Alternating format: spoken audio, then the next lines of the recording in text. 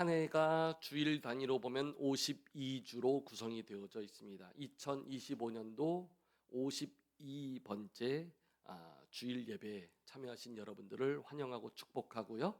함께 그림교회는 5월 첫째 주일부터 이곳에서 본격적인 예배를 드리기 시작했고 열심히 달려와서 한 해의 끝자락에 지금 서 있습니다. 어떤 일이든지 시작이 있으면 또 끝이 있는 법인데 2025년도가 이렇게 빨리 지나갔고 또 한 해를 돌아보면 아마 우리 모두에게 폭풍과 같이 역사하신 하나님의 은혜가 있었다라는 것을 부정할 수 없을 것입니다. 여러분 너무 고생 많으셨고요. 수고도 많으셨고요. 하나님 앞에 믿음 앞에 몸부림쳐 왔던 그 순간들 하나님이 다 기억하시고 우리에게 새 은혜로 채워주실 것을 믿습니다. 하나님께서 그 수고를 아시고 큰 은혜와 복을 우리 모두에게 허락해 주실 줄 믿습니다. 이제 마지막 주일 예배를 이렇게 하나님 앞에 드립니다. 사무엘상 4장 1절을 보면요, 이스라엘이 블레셋과 싸우다가 그만 패하게 되었고 그날에 4,000명이나 되는 이스라엘 군대가 죽게 되었습니다. 바로 그 비참한 싸움의 장소가 에벤에셀이라는 지역이었습니다. 뿐만 아니라 하나님의 임재의 상징이라고 할 수 있는 언약궤까지도 블레셋에게 빼앗겨 버리게 됩니다. 그리고 그 당시 제사장이었던 엘리, 그리고 그 제사장의 아들 제사장이었었던 홈니와 비느하스까지 그 블레셋과의 전투에서 한날에 같이 다 죽게 됩니다. 그곳이 바로 에벤에셀이라는 곳이었습니다. 그래서 이스라엘에게 있어서는 이 에벤에셀 전투가 잊을 수 없는 아주 치욕스러운 전쟁이었다라고 아마 기억이 될 것입니다. 그러다가 하나님의 은혜로 빼앗겼던 언약궤가 다시 이스라엘에게 돌아오게 되었고 이제 사무엘 선지자는 하나님께 번제를 드리게 되죠. 그런데 이 블레셋 족속이 또 이스라엘에게 쳐들어와 싸움을 거는 것이에요. 이제 어떻게 되었을까요? 사무엘상 7장 10절입니다. 사무엘이 번제를 드릴 때에 블레셋 사람이 이스라엘과 싸우려고 가까이 오매 그날에 여호와께서 블레셋 사람에게 큰 우레를 발하여 그들을 어지럽게 하시니 그들이 이스라엘 앞에서 패한지라. 도대체 이 블레셋은 왜 이렇게 이스라엘을 괴롭히는 것일까요? 왜 이스라엘과 도대체 어떤 관계에 있었길래 이 블레셋은 항상 이스라엘 주변에서 그렇게 싸움을 싸워야만 했을까요? 이스라엘 민족은요, 출애굽한 이후에 이제 여호수아를 중심으로 하여서 새로운 땅 가나안 땅에 들어가게 되었죠. 그런데 블레셋 민족이 이스라엘보다 조금 더 앞서서 그 지역에 자리를 잡게 되었고 가나안 땅의 해안가 일부의 자리를 잡게 되었습니다. 그러다 보니까 후에 들어오게 된 이스라엘이 불편했던 것이죠. 그래서 그때부터 같은 지역에 공존하게 되었는데 항상 싸움이 멈추질 않았던 것을 보게 됩니다. 창세기 10장 14절 말씀을 보면 홍수 후에 살아남은 노아의 세 아들 중에 이 함이라는 자녀가 있었습니다. 바로 그 함의 아들 중에 미스라임의 후손으로 블레셋이 나왔다라고 성경이 말을 합니다. 성경에서 처음 블레셋이 언급된 곳이죠. 아브라함은 노아의 자손들 중에서 셈 자손으로 아브라함이 나오게 되는데요. 이 블레셋은 노아의 자손 중에서 함의 자손 중에서 블레셋이 나오게 됩니다. 그래서 이때부터 아브라함의 언약의 후손과 블레셋의 미스라임의 후손으로 나오는 이 함의 미스라임의 후손으로 나오는 이 블레셋은 항상 주변에 있지만 항상 대적 관계로 싸우는 관계로 역사 가운데 계속해서 공존하게 되는 것을 보게 됩니다. 그리고 그 미스라임의 후손 블레셋은 늘 이스라엘과 싸우다가 그리고 오늘까지도 이 싸움이 끝나지 않은 것을 보게 됩니다. 여러분 가끔 뉴스를 보시면 이스라엘과 가자 지구에서 싸우는 팔레스타인과의 전쟁이 끊이지 않았습니다.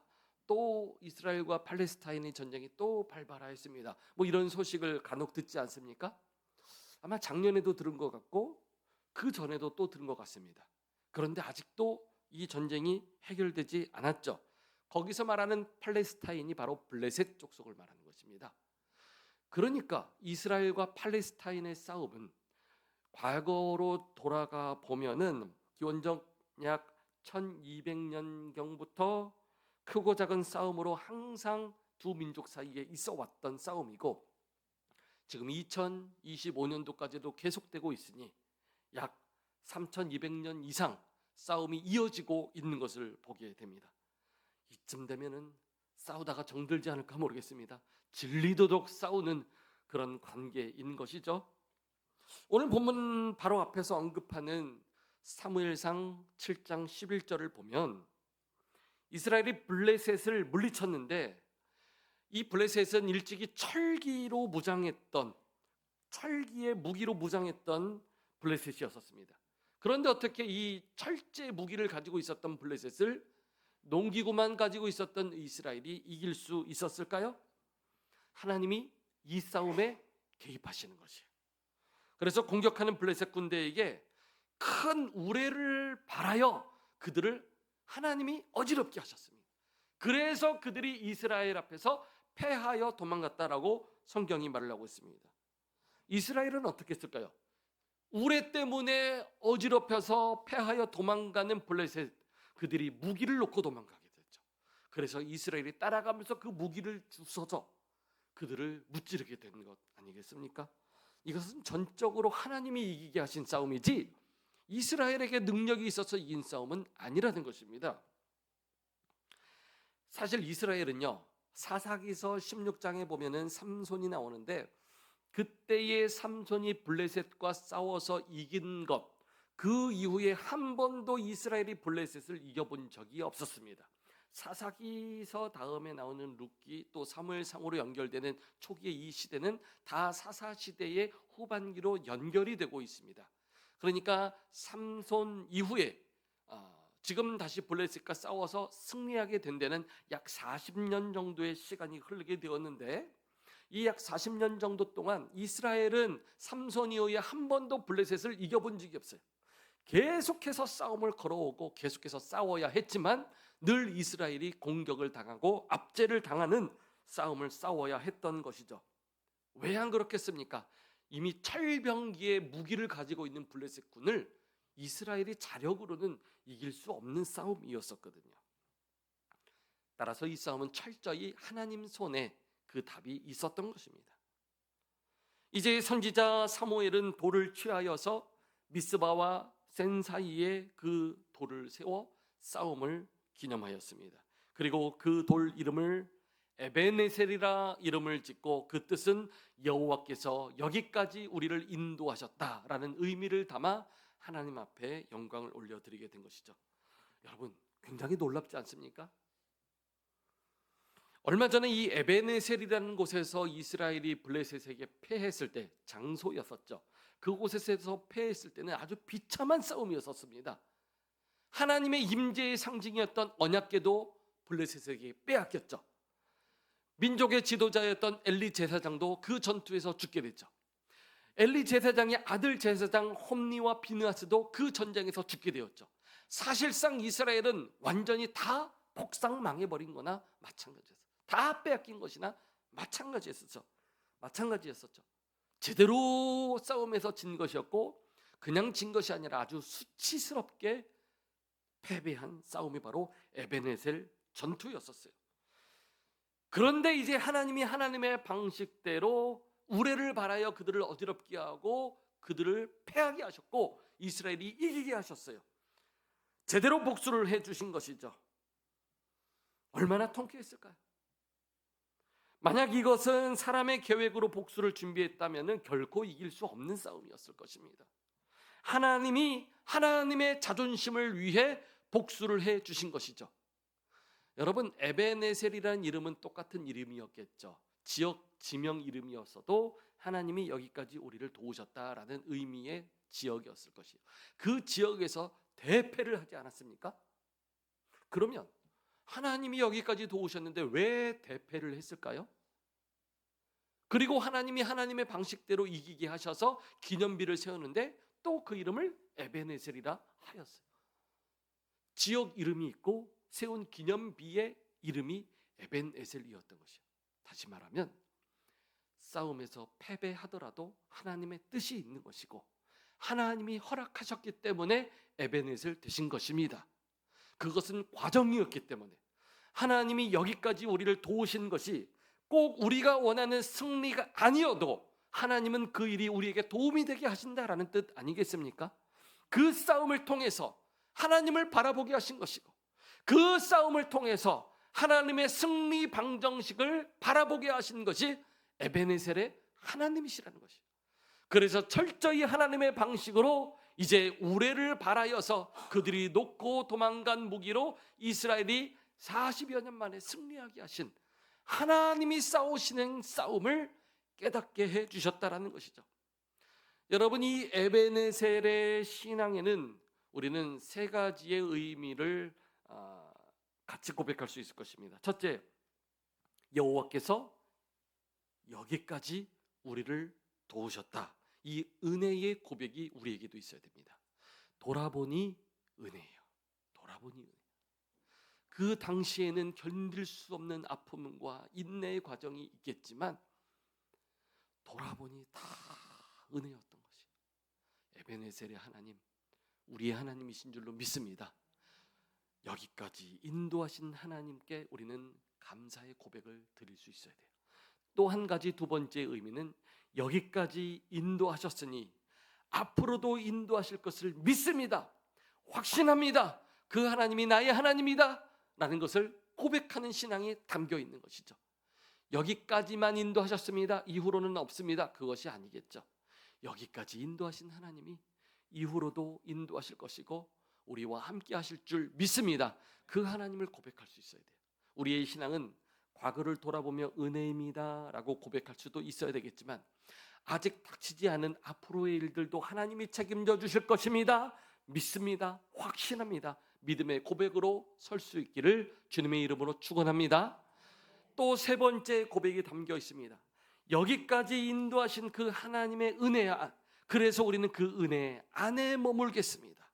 앞으로도 인도하실 하나님의 은혜를 바라보며 여전히 하나님의 은혜 안에 거하겠습니다. 은혜 안에 거하는 신앙의 고백이 이 에베네셀 안에 담겨져 있다라는 것이요.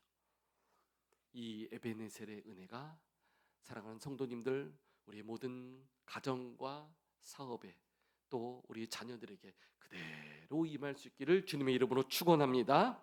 한 해를 돌아보면서 우리는 하나님의 도우심으로 여기까지 올 수 있었음을 고백합니다. 그 은혜에 감사하는 우리 모두 다 될 수 있기를 축복합니다. 그리고 하나님께서 함께 그린교회를 세우시고 여기까지 도우셨지만 또 내년에도 여전히 하나님이 도우실 것이고 함께 그린교회는 하나님이 주인 되신 교회이기에 모든 성도들이 그 은혜 안에 머물며 주님과 더불어 교제하고 하나님 앞에 예배하는 백성으로 세워져 갈 것을 믿음으로 고백합니다. 바로 이런 사무엘을 중심으로 한 믿음의 고백이 이스라엘 공동체 안에 있었기 때문에 하나님은 그것을 귀하게 보셨습니다. 그래서 오늘 우리가 읽은 본문 사무엘상 7장 13절 14절의 말씀으로 하나님의 복을 선포해 주셨습니다. 블레셋 사람들이 굴복하게 되었고 다시는 이스라엘 지역 안에 들어오지 못하게 하셨습니다. 그리고 여호와의 손이 사무엘이 사는 날 동안에 블레셋 사람을 막아주셨고 블레셋에게 빼앗겼던 모든 성읍을 다 되찾게 하셨습니다. 그리고 이스라엘에게는 평화가 임하였습니다. 이 은혜가 믿음 그대로 이 말씀 그대로 받아들이며 결단하는 모든 성도들에게 그대로 임할 수 있기를 주님의 이름으로 축원합니다. 여러분, 블레셋은 우리 곁에도 항상 있을 수 있습니다. 언제라도 싸움을 걸어오는 사단의 공격이 바로 블레셋의 세력이 될 수 있습니다. 이 싸움이 주님 다시 오실 때에 완전히 종료되겠지만 우리는 그때까지 싸워 나가야 됩니다. 어떻게요? 믿음으로, 하나님의 방식으로 싸워야 합니다. 사무엘이라는 한 사람이 바로 서니까 무너지는 나라를 구해낼 수 있었습니다. 죽어가는 사람들을 살려낼 수 있었습니다. 괴롭히던 사단의 공격에 통쾌하게 복수를 할 수도 있었습니다. 그 사무엘이 어떻게 하였길래 하나님이 그를 사용하셨을까요? 사무엘상 7장 3절 4절의 말씀입니다. 우리 같이 한번 읽어보도록 할까요? 다 같이 읽겠습니다. 시작. 사무엘이 이스라엘 온 족속에게 말하여 이르되 만일 너희가 전심으로 여호와께 도려오거든 너희 이방신들과 아스타롯을 너희 중에서 제거하고 너희 마음을 여호와께로 향하여 그만을 섬기라. 그리하면 너희를 블레셋 사람의 손에서 건져내시리라. 이에 이스라엘 자손이 바알들과 아스타롯을 제거하고 여호와만 섬기느니라. 아멘. 여러분, 하나님의 복 받으시길 원하시죠? 아멘. 받아야 됩니다. 하나님의 백성들은 하나님의 복을 받아야지 다른 데서 복 찾으시면 안 됩니다. 하나님의 복을 받으시려면 이 말씀 안에 답이 있습니다. 말씀대로 서고 말씀대로만 결단할 수 있다면 하나님의 복이, 예비하신 복이 그대로 임하게 될 줄로 믿습니다. 백성들에게 있었던 우상을 제거하고 온전히 하나님만 섬기도록 결단해야 되는 것이죠. 그리고 백성들은 사무엘을 신뢰하여서 그대로 행하였습니다. 이스라엘 백성은 그들 사이에 있던 우상을 제거하고 여호와만 섬겼다라고 그렇게 말을 하고 있습니다. 여기에 답이 있겠죠. 믿음의 공동체가 은혜롭게 바로 세워지기 위해서는 하나님이 세우신 사역자를 중심으로 하여서 한 마음을 품어가야 돼요. 하나님은 사무엘이 사는 날 동안에 그 땅에 평화를 주셨고 전쟁이 그치게 해 주신 줄 믿습니다. 하나님이 세우신 사역자를 위해서 기도해 주시고 건강하게 하나님 말씀 앞에서 하나님이 맡기신 목양의 사역들을 잘 감당할 수 있다면 그렇게 서는 날 동안에는 하나님이 그 땅에 평화를 주시는 것이에요. 하나님의 소통의 방식입니다. 여러분, 분명히 오늘 우리에게도 에베네셀의 하나님이신 줄로 믿습니다. 지금까지 인도하신 하나님께서 새해에도 최선의 길로 우리를 인도해 주실 줄 믿습니다. 우리를 은혜로 인도하신 하나님, 은혜의 하나님을 찬양합니다. 하나님이 보호하사 악한 사탄의 공격들, 우리 주변에 여전히 존재하는 블레셋의 공격들을 하나님이 막아주시고 하나님의 방식대로 싸워 이기게 하시고 승리케 해주실 줄 믿습니다. 에베네셀의 하나님은 이스라엘을 지키셨고 그들을 블레셋의 공격에서 구원해 주셨습니다.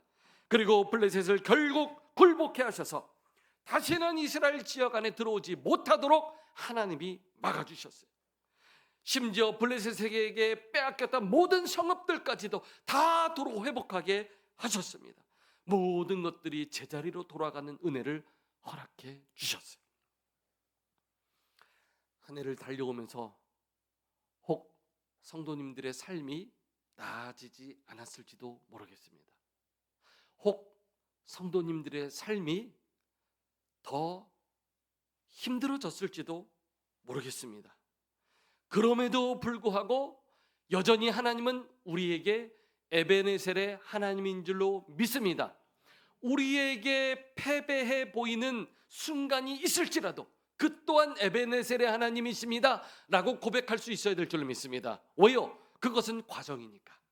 그 과정을 통해서 일하실 하나님께서 새 일을 준비하고 계시기 때문에 그 순간에만 우리가 매몰되지 말고 그 순간에만 마음 뺏겨서 무너지지 말고 힘들지라도 넘어진 것 같을지라도 넘어질지라도 아주 엎드러지지 않는 하나님의 손이 우리를 붙잡아 일으켜주시는 그 은혜를 사모하며 여전히 에베네셀의 하나님을 신뢰할 때에 하나님께서 에베네셀의 하나님으로 역사해 주실 줄 믿습니다. 여러분 모두를 축복합니다. 믿음의 자리, 사명의 자리 열심히 충성스럽게 지키시고 기도하며 예배하신 여러분들을 다 축복합니다. 하나님께서 다 하시고 우리를 통해서 새 일을 허락해 주실 줄 믿습니다. 마태복음 11장 28절은 이렇게 말씀하십니다. 수고하고 무거운 짐진 자들아 다 내게로 오라. 내가 너희를 쉬게 하리라. 하나님의 영광을 위해서 힘써 달려온 여러분들에게 하나님의 방식으로 은혜와 평강을 주신다라고 말씀하셨습니다. 언약궤가 회복되고 하나님의 방식대로 싸웠더니 그 땅에 평화가 임하였다 말씀하십니다. 수고롭지만 힘써 하나님의 영광을 위해 싸울 때에 하나님이 허락해 주시는 쉼과 안식, 평화가 임하게 될 줄로 믿습니다. 우리에게 임한 이 엄청난 은혜를 믿음으로 고백하면서 돌아온 것도 돌아보니 모든 것이 은혜이지만 앞으로 달려갈 길도 하나님의 은혜인 줄로 믿습니다. 은혜 안에 거하게 하여 주옵소서. 믿음으로 고백할 수 있는 저와 여러분들 수 있기를 주님의 이름으로 축원합니다. 아멘.